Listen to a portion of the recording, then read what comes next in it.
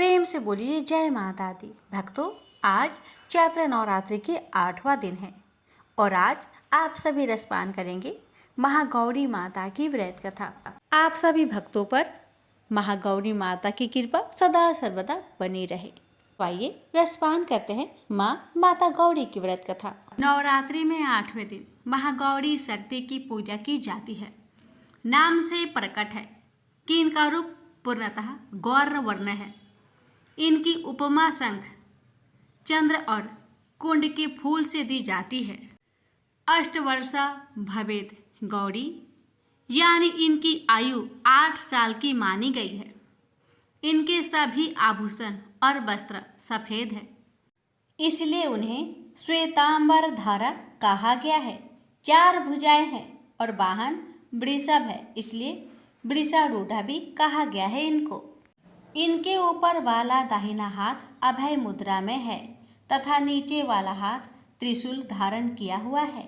ऊपर वाले बाएं हाथ में डमरू धारण कर रखा है और नीचे वाले हाथ में वर मुद्रा है। इनकी पूरी मुद्रा बहुत शांत है। पति रूप में शिव को प्राप्त करने के लिए महागौरी ने कठोर तपस्या की थी। इसी वजह से इनका शरीर काला पड़ गया, लेकिन तपस्या से प्रसन्न होकर भगवान शिव ने इनके शरीर को गंगा के पवित्र जल से धोकर कांतिमयी बना दिया। उनका रूप गौर वर्ण का हो गया, इसलिए ये महागौरी कहलाई। ये अमोघ फलदायिनी है और इनकी पूजा से भक्तों के तमाम कलमश धुल जाते हैं। पूर्व संचित पाप भी नष्ट हो जाते हैं। महागौरी का पूजन अर्चन उपासना आराधना कल्याणकारी है। इनकी कृपा से अलौकिक सिद्धियां भी प्राप्त होती है। प्रेम से बोलिए महागौरी माता की जय। भक्तों, अब रसपान करेंगे भगवती माता की कथा। एक गांव में एक शिकारी परिवार रहा करते थे। धर्मकेतु और उसकी पत्नी निधा, उनकी 5 बेटी थी। एक भी बेटा नहीं था जो वंश को आगे बढ़ाए, इसलिए धर्मकेतु दूसरी शादी करना चाहता था। निधा बहुत चिंतित और उदास रहती थी। एक दिन देवी चंडी एक ब्राह्मणी भेष में निधा के पास भिक्षा मांगने गई। निधा के व्यवहार से चंडी प्रसन्न होकर कुछ मांगने को कहा। निधा ने कहा, मेरे पास सब कुछ है पर कोई पुत्र नहीं है। चंडी के आशीर्वाद से उसे पुत्र की प्राप्ति हुई। नाम कालकेतु था, बड़ा ही वीर था। बड़ा हुआ उसका शादी फुलेरा से हुआ। वह सुशील लड़की थी। उसके आने से पहले शिकार कर लाया हुआ मांस कालकेतु की माँ हाट में बेचने जाया करती थी, पर उसके आ जाने के बाद अब कालकेतु जंगल से जानवरों का शिकार कर लाता। फुलेरा उसके मांस, छाल, दांत आदि को हाट में बेचने जाया करती थी। हाट का मतलब है बाजार में बेचने जाया करती थी। बेटे ने घर अच्छे से संभाल लिया था। ये देखकर पति पत्नी काशी चले गए। अब हर रोज की तरह दोनों अपने काम में लगे रहते थे। कालकेतु इतना ज्यादा शिकार करता कि जंगल के जानवर डरने लगे। सभी जानवरों ने जंगल के राजा सिंह से गुहार लगाई। गेंडे ने कहा, राजा जी, मैं बहुत दुखी हूँ, मेरे 7 भाई मारे गए। हिरनी ने कहा, मैं पतिहीन हो गई हूँ, जीवन बहुत पीड़ा दे रही है, मौत भी नहीं आ रही है। बंदर ने कहा, मैं वंश विहीन हो गया हूँ, कालकेतु मेरे बच्चों को बांधकर बेच दिया। इसी तरह सभी जानवरों ने अपनी पीड़ा को राजा के सामने रखा। उन्होंने कहा, हम लोग आपके राज्य से कहीं और चले जाएंगे। सिंह राजा ने कहा, आप लोग नहीं डरे, मैं स्वयं कालकेतु से लड़कर आप लोगों की रक्षा करूंगा। सिंह और कालकेतु में युद्ध हुआ। सिंह भाग गया और कालकेतु जीत गया। सभी जानवर अब देवी चंडी के पास पहुँचे और उनसे विनती किए, माँ, हमें कालकेतु के हाथों से बचाओ। वह सभी जानवरों का शिकार कर रहा है, उससे छिपने का कोई जगह नहीं बचा है। हम कहाँ जाए माँ, हम क्या करें? तब चंडी माता ने सभी जानवरों को छुपा लिया और स्वयं एक सांप के रूप में बनकर जंगल के बीच में बैठ गई। उधर काल केतु जंगल में जानवरों का शिकार करने निकला तो उसे कोई जानवर नहीं मिला। वह चिंतित होने लगा। उसका जीवन तो बस जानवर पर ही टिका था। अब वे क्या खाएंगे और क्या पिएंगे। जंगल में उसे स्वर्ण गोधिका दिख गई, जो कि चंडी माता ने अपना वेश धारण करके बनाया था। स्वर्ण गोधिका का देखना अब शकुन माना जाता है, इसलिए काल केतु को गुस्सा आया और आगे बढ़ गया। उसने पूरी जंगल छान मारी पर कोई जानवर नहीं मिला। उसका दिन बिगड़ गया। आते वक्त उसने फिर से स्वर्ण गोधिका को देखा। उसने उसे पकड़ लिया और गुस्से से कहा, आज तुम्हें ही जिंदा पकाकर खाऊंगा।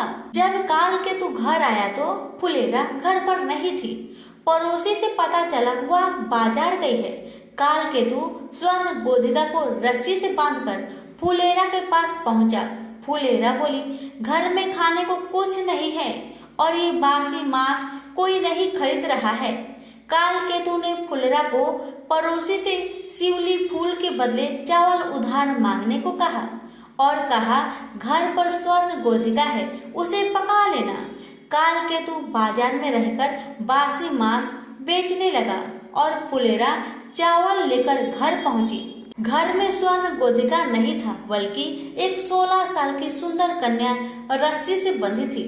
फुलेरा उसे देखकर डर गई कि इतनी सुंदर कन्या यहाँ क्या कर रही है। उसने कहा, तुम कौन हो, यहाँ क्या कर रही हो? कन्या ने कहा, मैं ब्राह्मण कन्या हूँ। मैं जंगल बीच में बैठी थी तो तुम्हारे पति ने मुझे यहाँ लाया है। ये सुनकर उसे गुस्सा आया, ये सोचकर कि कहीं ये मेरी सौतन तो नहीं। पर शांत होकर बड़े प्यार से उसे काल केतु और अपना कष्टदायक जिंदगी के बारे में कहने लगी, ताकि वह कन्या अपने घर चली जाए। पर कन्या मानने को तैयार नहीं हुई। फुलेरा काल केतु के पास बाजार पहुंची और बोली, आप किसे घर लाए हैं? एक सुंदर कन्या घर में है। काल केतु को विश्वास नहीं हुआ, क्योंकि उसने एक स्वर्ण गोधिका रखी थी। वे दोनों तुरंत घर आए। काल केतु उसे देख हैरान हुआ और उसके बारे में पूछने लगा और बोला, यहाँ से चली जाओ। जब कन्या राजी नहीं हुई तो उसने अपना तीर धनुष निकाल लिया। उसकी बहादुरी देखकर कन्या ने कहा, मैं चंडी हूँ, तुम आज से शिकार करना छोड़ दो, मैं तुम्हें गुजरात का राजा बनाती हूँ। पर काल केतु को उसका यकीन नहीं हुआ। वह बोला, अगर तुम चंडी देवी हो तो तुम असली रूप में आओ। चंडी ने उसे महिष मर्दनी का रूप दिखाया। तब दोनों उनके चरण पर गिर गए। चंडी बोली, हर मंगलवार मेरी पूजा करो और लोगों में मेरी पूजा का प्रचार कराओ। चंडी उन्हें एक अंगूठी दी, जिसका मूल्य 7 करोड़ था। फुलेरा बोली, माँ, गुजरात जंगल से भरा है, उसे काटने और शहर बनाने में ही सारा धन चला जाएगा। चंडी ने 7 सोने से भरा कलश दिया और वे कलश कैलाश पर्वत पर चली गई। काल केतु अंगूठी को बेचने के लिए शिव मुरारी के पास पहुंचा। वह काल केतु से हमेशा मांस उधार में लिया करता था, इसलिए उसे लगा कि काल केतु उधार का पैसा लेने आया है। वह अपनी पत्नी को बाहर भेजा और छिपकर सारी बातें सुनने लगा। काल केतु के कुछ बोलने से पहले ही उसकी पत्नी बोली, मुरारी घर पर नहीं है, उधार का पैसा कल दे देंगे। काल केतु बोला, आप पैसा कल दे देना, मैं तो ये अंगूठी तुड़वाने आया था, अब दूसरे दुकानदार के पास जाना पड़ेगा। इतना सुनकर मुरारी दौड़ते हुए आया और अंगूठी देखा और झूठ बोला कि ये अंगूठी पीतल का है। उसने सोचा झूठ बोलकर वह अंगूठी स्वयं हड़प लेगा। काल केतु ने सोचा कि अंगूठी देवी को ही लौटा देगा। रात में चंडी ने मुरारी को सपने में अंगूठी का उचित मूल्य देने को कहा। उसने दूसरे दिन काल केतु को 7 कोटि रुपए दिए। काल केतु गुजरात के जंगल को कटवाने के लिए मजदूर लगवाया। जंगल में बाघ के डर से मजदूर जंगल के अंदर जाने को तैयार नहीं हो रहे थे। तब काल केतु स्वयं जंगल जाकर बाघ से लड़ा और उसे मार डाला। जंगल काटकर गुजरात शहर बसाया गया, पर गुजरात राज्य में कोई प्रजा न थी। कालकेतु ने चंडी से प्रार्थना की। तब उन्होंने इंद्रदेव तथा समुद्र की मदद से कलिंग राज्य में भारी बरसात करवाई। नद नदी में बाढ़ आ गई। लोग कलिंग से गुजरात भागकर आने लगे। इस तरह ब्राह्मण, काष्ट, मुस्लिम आदि अनेक जाति के लोग गुजरात में आकर रहने लगे। कालकेतु राज्य को सही तरीके से चलाने के लिए अच्छी अच्छी नीतियां बनाई। राज्य में एक व्यक्ति भारुदत्त भी रहता था। उसने मीठी मीठी बातें कहकर कालकेतु के दरबार में ऊंची पद हासिल कर ली थी। उसने सभी को तंग कर रखा था। वह सभी के सामान ले जाता पर पैसा नहीं देता था। उसके अत्याचार से सभी लोगों ने कालकेतु से उसकी शिकायत की। कालकेतु ने उसे सजा दिया। भारुदत्त को यह सहन नहीं हुआ और वह कलिंग राजा के पास कालकेतु की शिकायत करने गया। भारुदत्त कलिंग राज के दरबार में पहुंचकर राजा से कहने लगा कि आपके रहते कोई और दूसरा राजा शासन कैसे कर सकता है। कलिंग राज ने उससे पूछा, कौन है? यदि तुम सच कह रहे हो तो दिखाओ हमें। भारुदत्त ने कलिंग राज के दूत को ये सब दिखाया। कलिंग राज ने कालकेतु पर आक्रमण किया। दोनों के बीच भीषण युद्ध हुआ, पर कालकेतु हार गया। उसे काल कोठरी में डाल दिया गया। रात को चंडी देवी ने कलिंग राज को सपने में दर्शन दी और बताई कि कालकेतु को मैंने गुजरात का राजा बनाया है, उसे आजाद कर दो। उसी समय कलिंग राजा दौड़ते हुए आए और कालकेतु को आजाद करवाए और उसे गुजरात का राजा बना दिया। भारुदत्त को सजा मिली। कालकेतु खुशी खुशी अपना जीवन राज्य चलाने लगा। प्रेम से बोलिए चंडी मैया की जय। कथा अगर आपको अच्छी लगी हो तो कृपया करके वीडियो को लाइक करके और आगे सभी के पास शेयर अवश्य करें। तो प्रेम से बोलिए पांचों देवी माता की जय। माता रानी की कृपा आप पर, आपके परिवार पर, हम सब पर सदा बनी रहे। ये पूरी पृथ्वी जलमग्न हो गया था। हर जगह जल ही जल दिख रहा था। केवल भगवान विष्णु ही अपने शेष नाग के सैया पर सोए हुए थे और उनके कानों के मैल से ही मधु और केटव नाम के दो राक्षस जन्म लिए। मायानुसार उस समुद्र में ही वे प्रतापी दैत्य तरुण हो गए। अब इधर उधर जाकर उनका खेलना कूदना आरंभ हो गया। एक समय की बात है कि वे स्थूलकाय दानव समुद्र में खेल रहे थे। इतने में ही वो दोनों भाई अपने मन में सोचने लगे कि बिना कारण कार्य होना असंभव है। सब जगह यही नियम लागू है। आधार के बिना अध्यय किसी प्रकार ठहर नहीं सकता। हमें तो यही जचता है कि आराध्य देव भाव सर्वथा सिद्ध है। अब यह सुखदायी अगाध जल किस पर ठहरा है? दोनों दानव ऐसे विचार कर रहे थे, ऐसे सोच रहे थे। वो आपस में दोनों बातें कर रहे थे कि किसने इसकी उत्पत्ति की होगी और इसके पीछे क्या कारण होगा। इस जल में हम कैसे आ गए, ये सब का कारण क्या है और हमारे उत्पन्न होने का कारण भी क्या है और हमारे जन्मदाता का नाम क्या है, वो कौन है और कहाँ रहते हैं। यही उनके मन में प्रश्न उठ रहा था बार बार। भी उन दोनों भाइयों ने विचार किया कि हम अपने जन्मदाता का पता जरूर लगाएंगे, चाहे जैसे भी हो। छोटे भाई केटव ने कहा, भैया मधु, इस जल में हमारी सत्ता कायम रखने वाली भगवती शक्ति है। उनमें अपार शक्ति है। वे शक्ति कभी नष्ट नहीं होती। मेरी समझ से वही इस कार्य का कारण हो सकती है। वही माता ने ही विस्तृत जल की रचना की है और उन्हीं के आधार पर यह जल भी ठहरा हुआ है। वही परम आराध्य शक्ति हमारी उत्पत्ति की कारण है। इस प्रकार वास्तविक रहस्य जानने के लिए मधु और केटव का मन व्यतीत था। अभी उनकी बुद्धि किसी निर्णय तक न पहुंच सकी थी। इतने में ही आकाश में गुजरता हुआ सुंदर बागबीज सुनाई पड़ी। सुनकर वे दोनों उनका अभ्यास करने में तत्पर हो गए। तब उस बागबीज की आकृति आकाश में इस प्रकार चमक उठी मानो बिजली कौंध रही हो। फिर तो उन्होंने किया कि यही मंत्र है, इसमें कुछ भी संदेह करने की बात नहीं। ध्यान लगाया तो उसी सगुण मंत्र की झांकी उपलब्ध हुई। अब तो वे उसी मंत्र का ध्यान और जप करने में लग गए। अन्न जल तक छोड़ दिया। मन और इंद्रियों पर उन्होंने विजय प्राप्त कर ली थी। 1000 वर्ष तक उन्होंने कठिन तपस्या की। इन दोनों भाइयों की कठिन तपस्या से माँ शक्ति प्रसन्न हो गई। माता ने उन्हें देखा। वह निश्चल रूप से माँ की तपस्या कर रहे थे। उनकी यह तपस्या को देखकर माँ के मन में कृपा ओट प्राप्त हो गई। तभी आकाशवाणी होने लगी, दैत्यो, तुम्हारी तपस्या से मैं प्रसन्न हूँ। तुम अपना इच्छा अनुसार मुझसे वर मांगो, मैं उसे पूर्ण करूंगी। आकाशवाणी सुनकर मधु और केटव ने कहा, देवी, यदि तुम हम पर प्रसन्न हो तो हमें स्वेच्छा से मृत्यु का वर देने की कृपा करो। इसका मतलब ये हुआ कि दैत्यों ने माता से वरदान मांगा कि माता, जब तक हम खुद ना चाहे तब तक हमारी मृत्यु ना हो। दैत्यों की बातें सुनकर माता ने कहा, दैत्यों, मैं तुम्हें वरदान देती हूँ कि जब तक तुम नहीं चाहोगे तब तक तुम्हें कोई मार नहीं सकेगा। यह अटल है। देवता और दानव किसी से भी तुम पराजित नहीं हो सकोगे। देवी से यह प्रदान पाकर मधु केटव को अभिमान हो गया। अब तो वो समुद्र में ही जलचर जीवों के साथ क्रीड़ा करने लगे।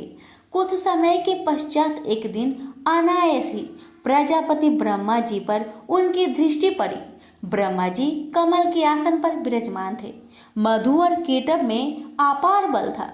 ब्रह्मा जी को देखकर उन्हें अपार हर्ष हुआ और उनसे दोनों भाइयों को युद्ध करने की इच्छा हुई। दोनों दैत्यों ने पितामह से बोले, सुब्रत, तुम हमारे साथ युद्ध करो। अगर तुम हमारे साथ लड़ना नहीं चाहते तो इसी समय यहाँ से चले जाओ। हाँ, तुम्हारा इच्छा हो वहीं चले जाओ, क्योंकि जब तुम्हारे अंदर शक्ति ही नहीं है तब इस उत्तम आसन पर बैठने का अधिकार तुम्हारा कहाँ रह गया। मधु और केटव की बात सुनकर ब्रह्मा जी सोच में पड़ गए। पता नहीं ये दोनों दानव कितने शक्तिशाली है। शत्रु की शक्ति जाने बिना उनसे युद्ध करना ये समझदारी नहीं होती। इसलिए शेष नाग की सैया पर सोए हुए भगवान विष्णु को जगाना चाहिए। वही इन दैत्यों से वर्षों तक युद्ध कर सकते हैं। ये सोचकर ब्रह्मा जी योग निद्रा की स्तुति करने लगे। ब्रह्मा जी की स्तुति से प्रसन्न होकर योग निद्रा भगवान विष्णु जी के शरीर से हटकर एक और खड़ी हो गई। अब अमित पराक्रमी भगवान श्री हरि के सभी अंगों से निद्रा देवी का अधिकार उठ गया। मधु और केटव के संहार के लिए ही भगवती योग निद्रा ने ऐसी कृपा की थी। भगवान श्री हरि उठकर बैठ गए। अपने सामने ब्रह्मा जी को देखकर उन्होंने पूछा, पद्म योनि ब्रह्मा जी, आप जब तब छोड़कर यहाँ कैसे आ गए? क्यों आप इतने चिंतित हैं? आपका मन भय से अत्यंत घबराया हुआ क्यों है? मुझे बताइए। तब ब्रह्मा जी बोले, भगवान, मधु और केटव दो दैत्य आपके कान के मैल से उत्पन्न हुए हैं। उनका रूप बड़ा ही भयंकर है और वे अपार बली हैं। वे दोनों मुझे मारने के लिए उपस्थित है। उन्हीं से डरकर मैं आपके पास चला आया हूँ। अब आप ही मेरी सहायता कर सकते हैं। विष्णु जी बोले, ब्रह्मा जी, आप चिंता ना करें। वे मूर्ख अपनी आयु खो चुके हैं। अभी युद्ध करने के लिए मेरे पास आएंगे और निश्चय ही मैं उनका वध कर दूंगा। भगवान विष्णु ब्रह्मा जी से ये सब कह ही रहे थे कि इतने में महाबली दोनों राक्षस मधु और केटव ब्रह्मा जी को ढूंढते हुए वहां आ पहुंचे। वहां पर हर जगह जल ही जल था। बिना किसी अवलंब के ही निश्चित होकर वे दैत्य खड़े थे। उनके स्वर वाग में अहंकार भरा था। वे ब्रह्मा जी से बोले, भागकर इसके पास चला आया है, क्या ये तुझे बचा सकेगा? युद्ध कर, ये तो देखता ही रहेगा और हम तेरे प्राण हर लेंगे। इसके बाद सर्प के फन पर बैठने वाले इसे भी हम मारेंगे। किंतु पहले अभी तू लड़ ले, या लड़ना नहीं चाहता? अगर तू हमसे नहीं लड़ेगा तो मुझे कह दे कि मैं तुम्हारा दास हूँ, तब मैं तुम्हें छोड़ दूंगा। मधु और केटव की बात सुनकर भगवान विष्णु ने कहा, दानव श्रेष्ठ, तुम इच्छा पूर्वक मुझसे युद्ध कर लो। तुम बड़े ही बली हो, तुम्हें असीम अभिमान हो गया है। यदि युद्ध करने की अभिलाषा हो तो आ जाओ, मैं तुम्हारा अभिमान दूर कर दूंगा। भगवान विष्णु की बात सुनकर मधु और केटव की आंखें क्रोध से लाल हो गया। वे बिना किसी सहारे जल में ही खड़े थे, फिर भी श्री हरि से युद्ध करने के लिए तैयार हो गए। मधु कुपित होकर तुरंत ही भगवान से लड़ने के लिए आगे आ गया। अभी केटव वहीं पर ठहर गया। दो मत वाले पहलवान की भांति भगवान विष्णु और मधु मल्ल युद्ध करने लगे। मधु के थक जाने पर केटव लड़ने आता, जब केटव थक जाता तो मधु लड़ने आता। ये दोनों बारी बारी करके भगवान के साथ लड़ने चले आते। मधु और केटव के साथ भगवान विष्णु लड़ रहे थे। उस समय ब्रह्मा जी और भगवती शक्ति ये दोनों आकाश में खड़े होकर ये दृश्य को देख रहे थे। मधु और केटव को कोई श्रम नहीं हुआ, लेकिन भगवान विष्णु थक गए थे। जब 5000 वर्षों तक लड़ाई होती रही, तब भगवान श्री हरि मधु और केटव की मृत्यु के बारे में विचार करने लगे और सोचने लगे, अरे मैंने 5000 वर्षों तक युद्ध किया, फिर भी इन भयंकर दानवों को श्रम तक नहीं हुआ, इन्हें थकान नहीं हुआ और मैं थक गया हूँ। तो बड़ी हैरानी करने वाली बात है, मेरा बल और पराक्रम कहाँ चला गया? ये दानव सदा स्वस्थ ही कैसे रह जाते हैं? कौन सा ऐसा कारण है इस समय उपस्थित हो गया है? भगवान विष्णु को चिंता करते देखकर मधु और केटव को अपार हर्ष हुआ। तब वे मत वाले दानव मेघ की भांति गंभीर वाणी में बोले, विष्णु, यदि तुम में बल नहीं रहा और युद्ध करने से थकान आ गई हो तो मस्तक तक हाथ जोड़कर कह दो कि मैं तुम लोगों का दास बन गया। यदि यह नहीं जचे, अभी कुछ शक्ति शेष रह गई हो तो आओ मुझसे युद्ध करो, तुम्हें तो हम मार ही डालेंगे, साथ ही इस 4 मुख वाले ब्रह्मा के भी प्राण को हर लेंगे। मधु और केटव दोनों राक्षसों की बात सुनकर भगवान ने कहा, जो थक गया हो, डरा हो, जिसके हथियार गिर पड़े हो, स्वयं गिर गया हो, अथवा जो अभी बालक हो, इन पर कभी भी सुरवीर प्रहार नहीं करते, यही सनातन का धर्म है। ऐसे भी इस युद्ध में मैंने 5000 वर्ष तक अकेले ही लड़ा हूँ और समान बल वाले तुम दोनों भाई लड़ रहे हो। तुम दोनों समय समय पर जैसे आराम कर लेते हो, वैसे ही मैं भी कुछ आराम करना चाहता हूँ। आराम करने के बाद मैं फिर तुम दोनों से युद्ध करूंगा, इसमें क्या संदेह है? माना तुम दोनों महान मत वाले सूरवीर हो, परंतु कुछ समय तक ठहरो, मुझे भी तो विश्राम कर लेने दो, फिर न्यायपूर्वक युद्ध करेंगे। भगवान विष्णु की बात सुनकर मधु और केटव शांत हो गए। फिर युद्ध होगा, ऐसा निश्चय करके कुछ समय के लिए दूर जाकर खड़े हो गए। चतुर्भुज भगवान विष्णु ने देखा कि मधु और केटव यहाँ से बहुत दूर चले गए हैं। भगवान ने उनकी मृत्यु क्यों नहीं हो रही है, इसका कारण सोचा। बहुत सोच विचार करने पर उन्हें ज्ञात हुआ कि भगवती ने इन्हें वरदान दिया है, ये जब चाहेंगे वही इनकी मृत्यु हो पाएगी, अन्यथा नहीं। ये कारण है कि ये दोनों दानव अभी तक शांत नहीं हो रहे हैं। मैंने व्यर्थ में ही इतनी घोर लड़ाई की, मेरे परिश्रम का कुछ फल भी नहीं मिला। ये कैसे मरेंगे ये ठीक जाने बिना अब मैं युद्ध करूं भी तो किस प्रकार करूं? दोनों दानव तो बर के प्रभाव से घमंड में चूर हो रहे हैं। बिना युद्ध किए ये मरेंगी भी तो कैसे? भगवती बर दे चुकी है, वह उसे टाल नहीं सकती। अतः मैं अब सभी मनोरथ पूर्ण करने वाली उन विद्यामयी शक्ति की शरण में चलूं, क्योंकि अब उनके प्रसन्न हुए बिना कार्य सिद्ध नहीं हो सकता। भगवान विष्णु यह सोच ही रहे थे कि इतने में ही भगवती योग निद्रा ने उन्हें दर्शन दिया। उस समय वे कल्याणमयी देवी आकाश में विराजमान थी। भगवान विष्णु को योग का ज्ञान तो था ही। उन्होंने बड़े ही करुणा पूर्ण स्वर में उन रहस्यपूर्ण मधु केटव के संहार होने के लिए भगवती भुवनेश्वरी की स्तुति की। भगवान विष्णु की स्तुति करने पर देवी ने कहा, हे विष्णु, तुम देवताओं के स्वामी हो, आप पुनः युद्ध करने के लिए तत्पर हो जाओ। अब ये दोनों दानव ठग कर मारे जा सकेंगे।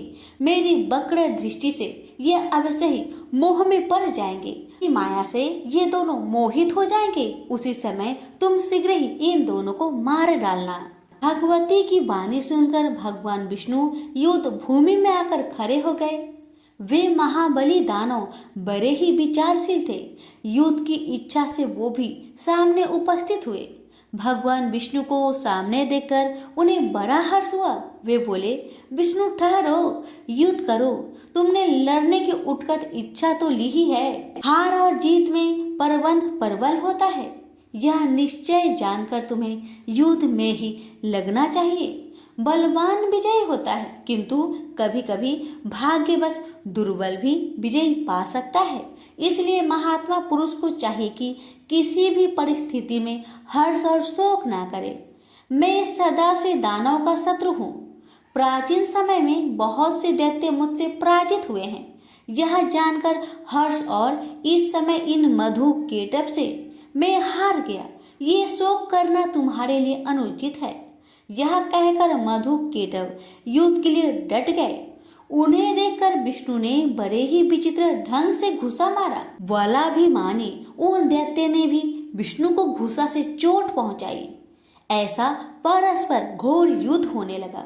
लड़ते हुए उन अपार बलशाली दानव को देखकर श्री हरि ने कतार भाव से भगवती की ओर देखा। उन्हें देखकर भगवती ने अट्टहास किया। उनकी आंखें लाल हो गई थी। साथ ही उन्होंने कामदेव की बाणों की तुलना करने वाले अपने कटाक्ष भरे नेत्रों से उन दैत्यों को आहत कर दिया। भगवती मुस्कुराई हुई तिरछी नजरों से उनकी ओर देख रही थी।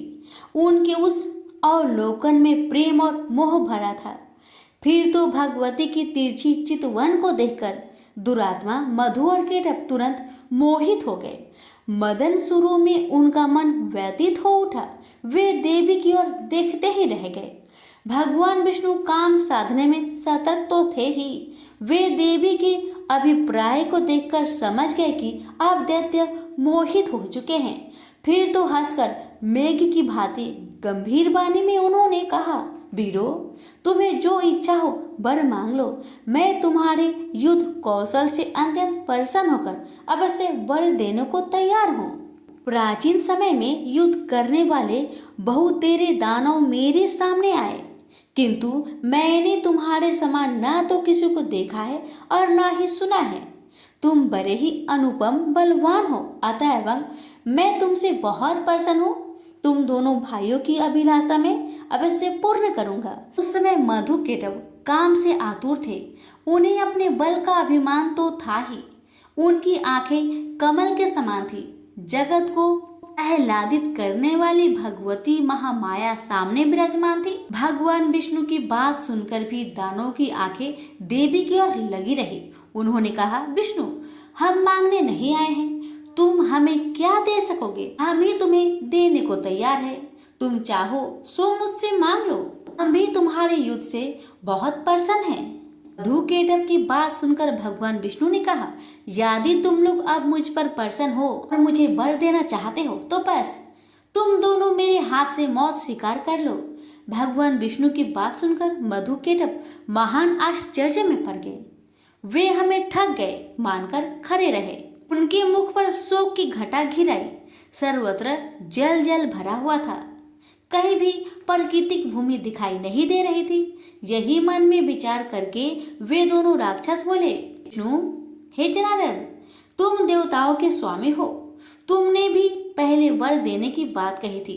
तुम कभी झूठ नहीं बोलते, अतः हमारा भी अभिलाषा वर लो। हमारा वर यही है कि जल शून्य विस्तार वाले स्थान पर हमारा वध करो। हमने तुमसे मौत स्वीकार कर ली है, किंतु तुम भी वचन का पालन करना। भगवान विष्णु ने सुदर्शन चक्र को याद किया। साथ ही वे हंसकर बोले, महाभाग, जल शून्य विस्तृत स्थान पर ही तुम्हें मार रहा हूँ। यह कहकर विष्णु ने अपनी विशाल जांघें फैलाकर जल पर ही जल रहित मधु केटभ को दिखा दिया। साथ ही साथ कहा, इस स्थान पर जल नहीं है, अब तुम अपना मस्तक हमें दे दो। आज मैं सत्यवादी रहूंगा और तुम भी। भगवान विष्णु का यह कथन सुनकर उनकी सत्यता पर वे विचार करते रहे। तत्पश्चात अपने 4000 कोस वाले विशाल शरीर को उन्होंने स्वयं मृत्यु के मुख में डाल दिया। उस समय भगवान विष्णु ने अपनी जांघें सटा ली। यह देखकर मधुकेटभ को बड़ा आश्चर्य हुआ। उन विचित्र जांघों पर मस्तक रखने के लिए भगवान ने दैत्य से कहा। उन्होंने मस्तक रख दिया। तब भगवान ने उनके मस्तक को चक्र से काट डाला। तदंतर मधु और केटभ के प्राण पेखरू उड़ गए। उस समय सारा समुद्र उन दैत्य के रक्त और मज्जा से व्याप्त हो गया। प्रेम से बोलिए विष्णु भगवान की जय।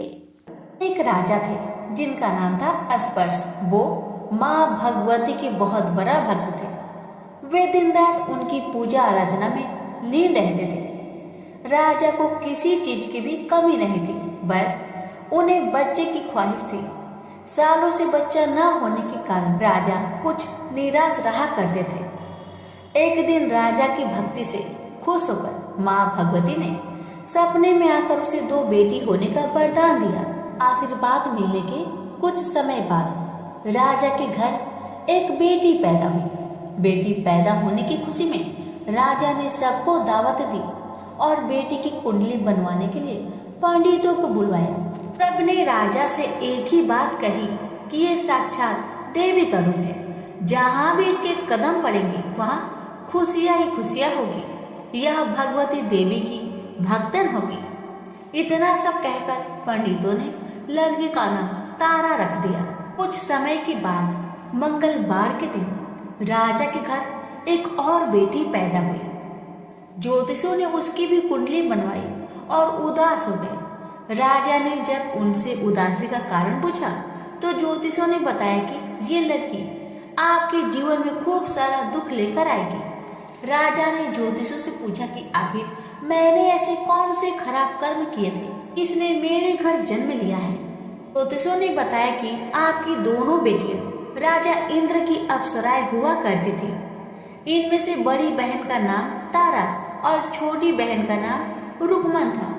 एक दिन ये दोनों मिलकर धरती की सैर करने के लिए गई। दोनों ने ही वहां पहुंचकर एकादशी के दिन का व्रत रखा।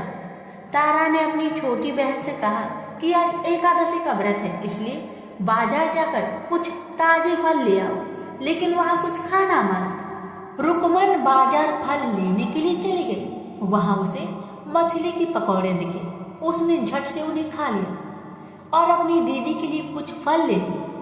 रुकमन से तारा ने पूछा कि तुम अपने लिए फल क्यों नहीं लाए। उसने जवाब दिया कि वो मछली के पकौड़े खाकर आई है। तारा ने गुस्से से कहा कि तुम पापिन हो, एकादशी के दिन तुमने मछली खा ली। ऐसे खराब कर्म के लिए मैं तुम्हें छिपकली बनने का श्राप देती हूँ। अब उसी जंगल में तारा की बहन छिपकली बनकर रहने लगी। वहाँ एक जाने माने ऋषि गुरु गोरख भी अपने कुछ शिष्यों के साथ रहते थे। उनके शिष्यों में से एक बहुत ही घमंडी था। अपने घमंड के चलते वो शिष्य कमंडल में पानी भरकर एकांत में बैठकर तपस्या करने लगा। तभी एक प्यासी गाय वहां आ गई। उसने सीधे अपना मुख उस कमंडल में डाला और पानी पी लिया। पानी पीने के बाद जैसे ही गाय अपना मुंह बाहर निकालने लगी तो कमंडल नीचे गिर गया और ऋषि का ध्यान भंग हो गया। ऋषि ने देखा कि गाय पानी पी गई है। अब गुस्से में ऋषि ने गाय को एक चिमटे से बुरी तरह घायल कर दिया। इस बात की जानकारी जब गुरु गोरख को पड़ी तो वो तुरंत गाय को देखने के लिए गए। जैसे ही उन्होंने गाय की हालत देखी वैसे ही अपने उस घमंडी शिष्य को आश्रम से बाहर निकाल दिया। कुछ दिनों के बाद गौ माता पर किए गए उस अत्याचार से होने वाले पाप को कम करने के लिए उन्होंने एक यज्ञ करवाया। इस यज्ञ के बारे में गाय को चिमटे से मारने वाले घमंडी शिष्य को भी पता चला। वे सीधे पंछी का रूप धारण करके यज्ञ स्थल पर गया और भोजन में अपनी चोट से मरा हुआ सांप डाल दिया। किसी को इस बात की खबर नहीं हुई। ये सब होते हुए तारा से श्राप मिलने वाली छिपकली रुकमन देख रही थी। उसके मन में हुआ कि इसे खाकर सारे लोग मर जाएंगे। सबकी जान बचाने के लिए छिपकली बनी रुकमन सभी लोगों के सामने भोजन पर गिर गई। लोगों ने छिपकली को खूब कोसा और बर्तन को खाली करने लगे। उसी वक्त भंडारा करने वालों को खाने में मरा हुआ सांप भी दिखा। तब कहीं जाकर सबको समझ आया कि छिपकली सबकी जान बचाने के लिए जानबूझकर भोजन में गिरी थी। एक छिपकली होने के बावजूद भी इतने अच्छे विचार होने की वजह से यज्ञ में मौजूद सारे महत्वपूर्ण लोगों ने कहा कि हमें इस छिपकली की मुक्ति के लिए प्रार्थना करनी चाहिए। पंडित ने आगे बताया कि सबकी प्रार्थना से ही वो छिपकली तीसरे जन्म में आप जैसे प्रतापी राजा के घर बेटी के रूप में पैदा हुई है। वही तारा ने दूसरे जन्म में तारामती के रूप लिया और अयोध्या के राजा हरिश्चंद्र से शादी की। इतनी सब बातें कहने के बाद पंडितों ने राजा अस्पर्श को रुकमन को मारने की सलाह दी। इस बात पर राजा बोले, मैं किसी बेटी को कैसे मार सकता हूँ, ऐसा करना पाप होगा। फिर ज्योतिषों ने कहा कि एक संदूक में सोना चांदी लगाकर उसके अंदर लकड़ी को रख देना और संदूक को पानी में बहा देना। उसमें लगा हुआ सोना चांदी देखकर लोग नदी से संदूक जरूर निकालेंगे और लड़की की जान बच जाएगी। राजा ने ज्योतिषों ने जैसा बताया वैसा ही किया। नदी में सोना चांदी जरा हुआ संदूक देखकर काशी के पास ही एक भंगी ने उसे बाहर निकाला। उसके कोई बच्चे नहीं थे, इसलिए उसने संदूक के अंदर की लड़की को पालने का फैसला लिया। उसे भंगी हुआ उसकी पत्नी ने खूब प्यार से पाला और उसका नाम रुक्को रख दिया। बड़ी होते ही दोनों ने रुक्को की शादी करवा दी। रुक्को की सासू माँ तारामती और राजा हरिश्चंद्र के महल में साफ सफाई करने का काम किया करती थी। कुछ दिनों के बाद रुक्को की सासू माँ बीमार हो गई। उनकी जगह रुक्को वहाँ काम करने लगी। तारामती ने उसे देखा और पुराने जन्म के पुण्य के कारण पहचान लिया और उसे कहा कि तुम मेरे साथ बैठ जाओ। रुक्को ने बोला कि मैं तो भंगिन हूँ, इसलिए आपके पास नहीं बैठ सकती। तारामती ने उसे बताया कि तुम पूर्व जन्म में मेरी ही बहन थी। तुमने एकादशी व्रत के दिन मछली खा ली थी और मैंने तुम्हें दंड देते हुए छिपकली बना दिया। अब तुम्हें दोबारा मनुष्य जन्म मिला है, तो इस जन्म में माँ वैष्णो की पूजा करके पुण्य कमा लो। माँ की पूजा से तुम्हारी सारी इच्छाएं भी पूरी होगी। तारामती की इस बात को सुनने के बाद रुक्को माँ वैष्णो से एक बेटे के लिए प्रार्थना करती थी और कहती थी कि अगर उसकी मनोकामना पूरी हो गई तो वो अपने घर में माँ वैष्णो देवी की पूजन और जागरण करवाएगी। माँ वैष्णो देवी उसकी प्रार्थना सुन लेती है और उसे बेटा होता है। पुत्र की प्राप्ति के बाद रुक्को उसकी देखभाल और लाड़ दुलार में माँ वैष्णो देवी की पूजा करना भूल जाती है। ऐसा होते होते 5 साल बीत गए और फिर एक दिन उस बच्चे को चेचक यानी माता ने कहलाती है। बच्चे की ऐसी स्थिति देखकर परेशान रुक्को अपने पिछले जन्म की बहन तारामती के घर जाकर उन्हें इस समस्या के बारे में बताती है। तब तारामती ने पूछा कि तुमने माँ वैष्णो देवी का पूजा अर्चना में कोई गलती तो नहीं की? फिर रुक्को को याद आता है कि उसने माँ वैष्णो देवी का जागरण कराने का प्रण लिया था। ये बात याद आते ही रुक्को को काफी पछतावा हुआ और मन में माँ से कहा कि बच्चे के ठीक होते ही वो अपने घर में जागरण करवाएगी। अगले ही दिन उसका बेटा पूरी तरह ठीक हो जाता है। तभी रुक्को ने माता रानी के मंदिर जाकर पुजारियों से कहा कि मंगलवार के दिन घर में जागरण करवा दीजिए।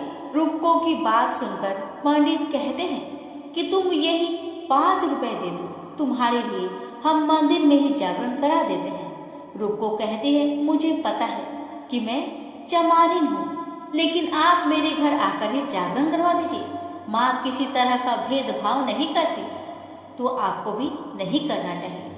इस पर पंडितों ने विचार विमर्श करके कहा कि अगर रानी आपके जागरण में आती है तो हम तुम्हारे घर आकर जागरण करने के लिए तैयार हैं। पंडितों की बातें सुनकर रुक्को अपनी बहन रानी तारामती के पास जाती है और तारामती को सारी बात बताती है। रुक्को की बातें सुनकर तारामती जागरण में जाने के लिए तैयार हो जाती है। इस बात को बताने के लिए रुक्को जब पंडित जी के पास जाती है तब उनके बीच की बातों को सेन नामक नाई सुन लेता है।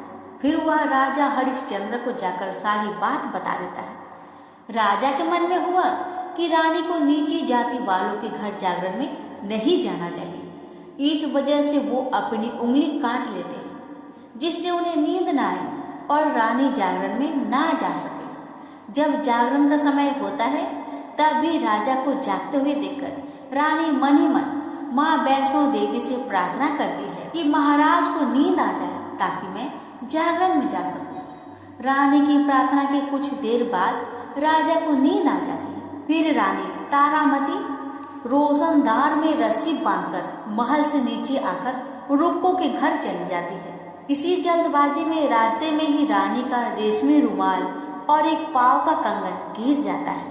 इधर कुछ वक्त बाद राजा हरिश्चंद्र की नींद टूट जाती है। नींद खुलने पर रानी को अपने पास न देखकर राजा उसकी तलाश में निकल जाते हैं। रानी को ढूंढते ढूंढते उन्हें रानी का रुमाल और कंगन मिलता है। रानी की चीजों को अपने साथ लेकर राजा जागरण स्थल पर पहुंचते हैं और एक जगह चुपचाप बैठकर जागरण सुनने लगते हैं। माँ वैष्णो देवी के जय जयकारे के साथ जागरण खत्म होता है और सभी को प्रसाद दिया जाता है। तब रानी अपने हिस्से के प्रसाद को झोली में डाल लेती है। रानी के ऐसा करने पर लोग उनसे पूछते हैं कि वो प्रसाद क्यों नहीं खा रही है। अगर आप प्रसाद का सेवन नहीं करती तो जागरण में आए लोग भी प्रसाद नहीं खाएंगे। तब रानी बोलती है कि वह प्रसाद राजा के लिए था, अब आप मुझे प्रसाद दीजिए। फिर अपने लिए प्रसाद लेकर रानी सबके सामने उसे खा लेती है। रानी के प्रसाद खाते ही जागरण में मौजूद सभी भक्तों ने प्रसाद को खाया। उसके बाद रानी महल के लिए निकल जाती है। तभी रास्ते में ही राजा उन्हें रोककर पूछते हैं, तुमने नीच जाति के घर की प्रसाद खाकर खुद को अपवित्र कर लिया है। तुमने मेरे लिए भी प्रसाद रखा है, अब तुम उससे मुझे भी अपवित्र करना चाहती हो। अब मैं तुम्हें कतई अपना महल नहीं ले जा सकता। यह बोलते हुए जब राजा रानी की झोली देखता है तब उन्हें प्रसाद की जगह गुलाब, चंपा जैसे अनेक फूल और कच्चा चावल व सुपारियां नजर दिखती है। इस चमत्कार को देखकर राजा हैरान हो जाते हैं। फिर राजा चुपचाप रानी को अपने साथ लेकर महल पहुंचते हैं। महारानी बिना माचिस के ही माता रानी के सामने दीप जलाकर राजा हरिश्चंद्र को और हैरान कर देती है।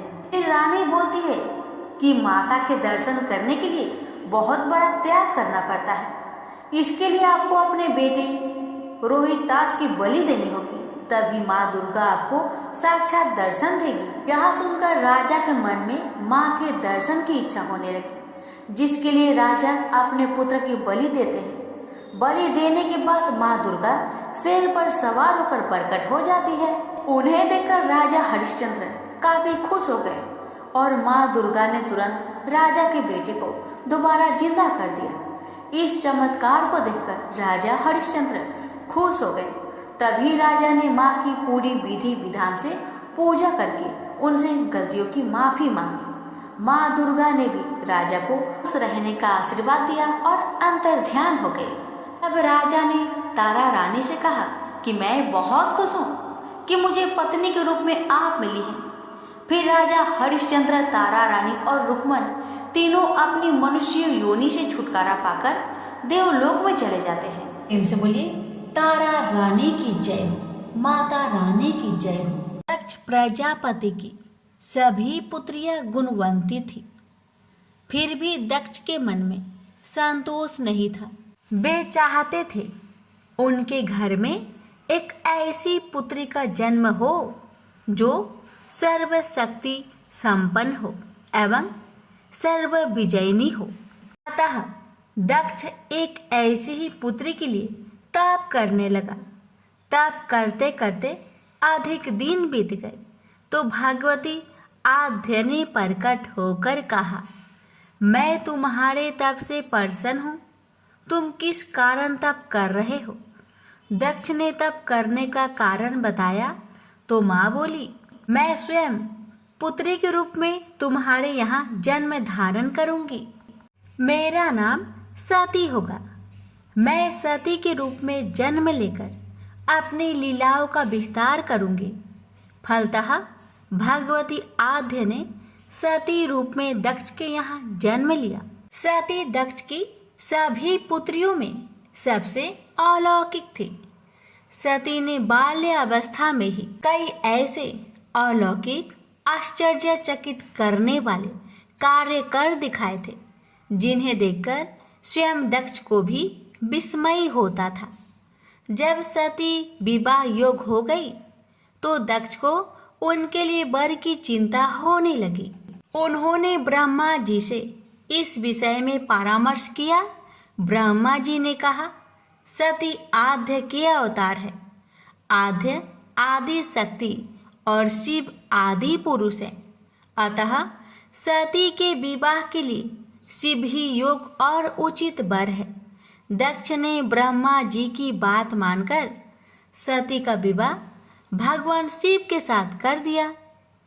सती कैलाश में जाकर भगवान शिव के साथ रहने लगे। भगवान शिव दक्ष के दामाद थे, किंतु किसी वजह से दक्ष के हृदय में भगवान शिव के प्रति बैर और विरोध भाव पैदा हो गया।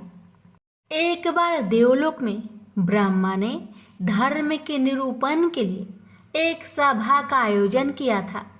सभी बड़े बड़े देवता सभा में एकत्र हुए। भगवान शिव भी इस सभा में बैठे थे। सभा मंडल में दक्ष का आगमन हुआ। दक्ष के आगमन पर सभी देवता उठकर खड़े हो गए, पर भगवान शिव खड़े नहीं हुए। उन्होंने दक्ष को प्रणाम भी नहीं किया। फलतः दक्ष ने अपमान का अनुभव किया। केवल यही नहीं, उनके हृदय में भगवान शिव के प्रति ईर्ष्या की आग जल उठी। वे उनसे बदला लेने के लिए समय और अवसर की प्रतीक्षा करने लगे। एक बार सती और शिव कैलाश पर्वत पर बैठे हुए परस्पर वार्तालाप कर रहे थे। उसी समय आकाश मार्ग से कई विमान कनखल की ओर जाते हुए दिखाई पड़े। सती ने उन विमानों को देखकर भगवान शिव से पूछा, प्रभु, ये सभी विमान किसके हैं और कहाँ जा रहे हैं? भगवान शंकर ने उत्तर दिया, आपके पिता ने बड़े यज्ञ का आयोजन किया है। समस्त देवता और देवांगनाएं इस विमानों में बैठकर उसी यज्ञ में सम्मिलित होने के लिए जा रहे हैं।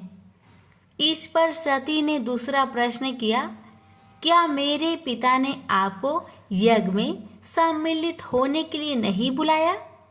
भगवान शंकर ने उत्तर दिया, आपके पिता मुझसे बैर रखते हैं, फिर वो मुझे क्यों बुलाने लगे? सती मन ही मन सोचने लगी। फिर बोली, यज्ञ के इस अवसर पर अवश्य मेरी सभी बहनें आएंगी। उनसे मिले हुए बहुत दिन हो गए। यदि आपकी अनुमति हो तो मैं भी अपने पिता के घर जाना चाहती हूँ। यज्ञ में सम्मिलित हो लूँगी और बहनों से भी मिलने का सुअवसर मिलेगा। भगवान शिव ने उत्तर दिया, इस समय वहाँ जाना उचित नहीं होगा। आपके पिता मुझसे बैर रखते हैं। हो सकता है वे आपका भी अपमान करे। बिना बुलाए किसी के घर जाना उचित नहीं होता है। इस पर सती ने प्रश्न किया, ऐसा क्यों? भगवान शिव ने उत्तर दिया, विवाहित लड़की को बिना बुलाए पिता के घर नहीं जाना चाहिए, क्योंकि विवाह हो जाने पर लड़की अपने पति की हो जाती है। पिता के घर से उसका संबंध टूट जाता है। लेकिन सती पीहर जाने के लिए हठ करती रही, अपनी बात बार बार दोहराती रही। उनकी इच्छा देखकर भगवान शिव ने पीहर जाने की अनुमति दे दी। उनके साथ अपना एक गण भी साथ में भेज दिया। उस गण का नाम वीरभद्र था। सती वीरभद्र के साथ अपने पिता के घर गई। घर में सती से किसी ने भी प्रेम पूर्वक वार्तालाप नहीं किया। दक्ष ने उन्हें देखकर कहा, तुम क्या यहाँ मेरे अपमान कराने आई हो?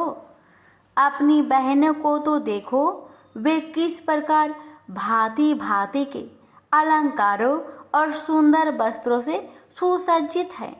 तुम्हारे शरीर पर मात्र बाघंबर है। तुम्हारा पति शमशानवासी और भूतों का नायक है। वह तुम्हें बाघंबर छोड़कर और पहना ही क्या सकता है। दक्ष के कथन से सती के हृदय में पश्चाताप का सागर उमड़ पड़ा। वे सोचने लगी, उन्होंने यहाँ आकर अच्छा नहीं किया। भगवान ठीक ही कह रहे थे, बिना बुलाए पिता के घर में भी नहीं जाना चाहिए। पर अब क्या हो सकता है, अब तो आ ही गई हूँ।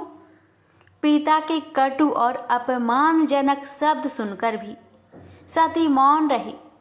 वे उस यज्ञ मंडल में गई जहाँ सभी देवता और ऋषि मुनि बैठे थे तथा यज्ञ कुंड में धू धू करती जलती हुई अग्नि में आहुतियाँ डाली जा रही थी।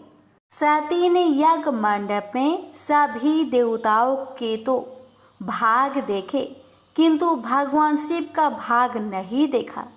वे भगवान शिव का भाग ना देखकर अपने पिता से बोली, पिता श्रेष्ठ, यज्ञ में तो सबके भाग दिखाई पड़ रहे हैं, किंतु कैलाशपति का भाग नहीं है। आपने उनका भाग क्यों नहीं रखा। दक्ष ने गर्व से उत्तर दिया, मैं तुम्हारे पति शिव को देवता नहीं समझता। वह तो भूतों का स्वामी, नग्न रहने वाला और हड्डियों की माला धारण करने वाला है। वह देवताओं की पंक्ति में बैठने योग्य नहीं है। उसे कौन भाग देगा। सती के नेत्र लाल हो उठे।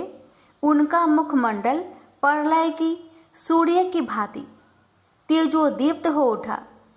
उन्होंने पीड़ा से तिल मिलाते हुए कहा, ओह, मैं इन शब्दों को कैसे सुन रही हूँ। मुझे धिक्कार है। देवताओं, तुम्हें भी धिक्कार है।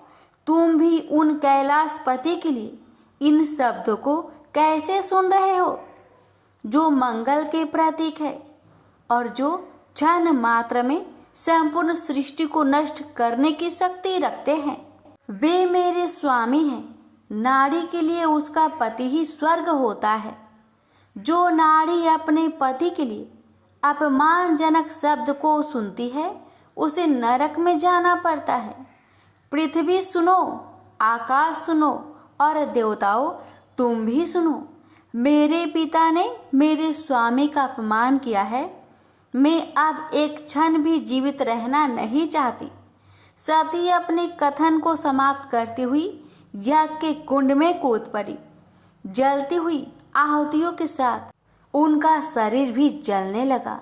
यज्ञ मंडप में खलबली पैदा हो गई। हाहाकार मच गया। देवता उठकर खड़े हो गए। वीरभद्र क्रोध से कांप उठे। वे उछल उछलकर यज्ञ का विध्वंस करने लगे। यज्ञ मंडप में भगदड़ मच गई। देवता और ऋषि मुनि भाग खड़े हुए। वीरभद्र ने देखते ही देखते दक्ष का मस्तक काट कर फेंक दिया। समाचार भगवान शिव के कानों में भी पड़ा। वे प्रचंड आंधी की भांति कनखल जा पहुँचे। सती के जले हुए शरीर को देखकर भगवान शिव ने अपने आप को भूल गए। सती के प्रेम और उनकी भक्ति ने शंकर के मन को व्याकुल कर दिया। उन शंकर के मन को व्याकुल कर दिया जिन्होंने काम पर भी विजय प्राप्त की थी और जो सारी सृष्टि को नष्ट करने की क्षमता रखते थे। वे सती के प्रेम में खो गए, बेसुध हो गए। भगवान शिव ने उन्मत्त की भांति सती के जले हुए शरीर को कंधे पर रख लिया। वे सभी दिशाओं में भ्रमण करने लगे। शिव और सती के इस अलौकिक प्रेम को देखकर पृथ्वी रुक गई, हवा रुक गई, जल का प्रवाह ठहर गया और रुक गई। देवताओं की सांसें, सृष्टि व्याकुल हो उठी। सृष्टि के प्राणी पुकारने लगे, त्राहि माम, त्राहि माम। भयंकर संकट उपस्थित देखकर सृष्टि के पालक भगवान विष्णु आगे बढ़े। वे भगवान शिव की बेसुधी में अपने चक्र से सती के एक एक अंग को काट काट कर गिराने लगे। धरती पर 51 स्थानों में सती के अंग कट कट कर गिरे। जब सती के सारे अंग कट कर गिर गए तो भगवान शिव पुनः अपने आप में आए। जब वे अपने आप में आए तो पुनः सृष्टि के सारे कार्य चलने लगे। धरती पर जिन 51 स्थानों में सती के अंग कट कट कर गिरे थे, वे ही स्थान आज शक्तिपीठ माने जाते हैं।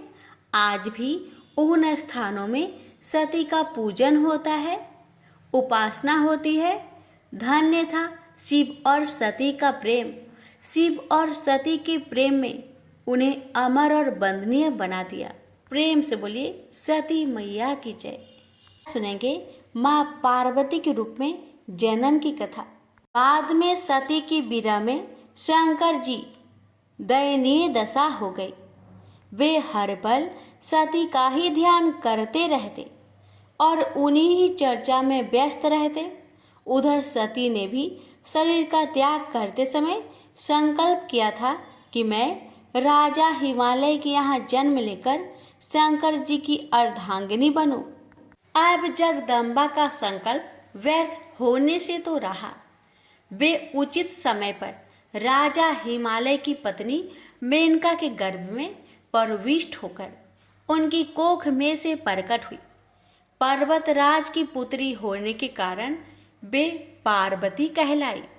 जब पार्वती बड़ी होकर सयानी हुई तो उनके माता पिता को अच्छा वर तलाश करने की चिंता सताने लगी। एक दिन अचानक देव ऋषि नारद राजा हिमालय के महल में आ पहुंचे और पार्वती को देख कहने लगे कि इसका विवाह शंकर जी के साथ होना चाहिए और वे ही सभी दृष्टि से इसके योग हैं। पार्वती के माता पिता के आनंद का यह जानकर ठिकाना ना रहा कि साक्षात जगत माता सती ही उनके यहाँ प्रकट हुई है। वे मन ही मन भाग्य को सहराने लगे। एक दिन अचानक भगवान शंकर सती की विरह में घूमते घूमते उसी प्रदेश में जा पहुँचे और पास के ही स्थान गंगा अवतरण में तपस्या करने लगे। जब हिमालय को इसकी जानकारी मिली तो वे पार्वती को लेकर शिव जी के पास गए। वहां राजा ने शिव जी से विनम्रता पूर्वक अपनी पुत्री को सेवा में ग्रहण करने की प्रार्थना की। शिव जी ने पहले तो आनाकानी की, किंतु पार्वती की भक्ति देखकर वे उनका आग्रह न टाल सके। शिव जी से अनुमति मिलने के बाद तो पार्वती प्रतिदिन अपनी सखियों को साथ ले उनकी सेवा करने लगी। पार्वती हमेशा इस बात का सदा ध्यान रखती थी कि शिव जी को किसी भी प्रकार का कष्ट ना हो। वे हमेशा उनके चरण धोकर चरणोदक ग्रहण करती और षोडशोपचार से पूजा करती। इसी तरह पार्वती को भगवान शंकर की सेवा करते दीर्घ समय व्यतीत हो गया, किंतु पार्वती जैसी सुंदर बला से इस प्रकार एकांत में सेवा लेते रहने पर भी शंकर के मन में कभी विकार नहीं हुआ। वे सदा अपनी समाधि में ही निश्चल रहते।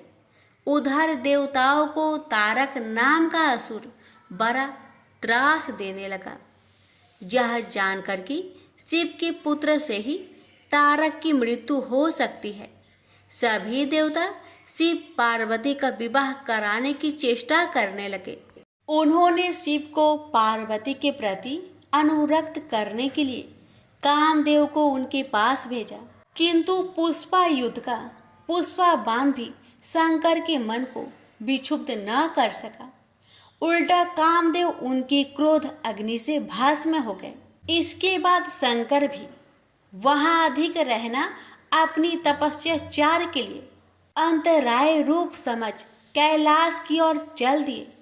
पार्वती को शंकर की सेवा से वंचित होने का बड़ा दुख हुआ, किंतु उन्होंने निराश ना होकर आपकी बार तप द्वारा शंकर को संतुष्ट करने की मन में ठानी। उनकी माता ने उन्हें सुकुमार एवं तप के अयोग्य समझकर बहुत माना किया, इसलिए उनका उमा नाम प्रसिद्ध हुआ, किंतु पार्वती पर इसका असर ना हुआ। अपने संकल्प से वे तनिक भी विचलित नहीं हुई।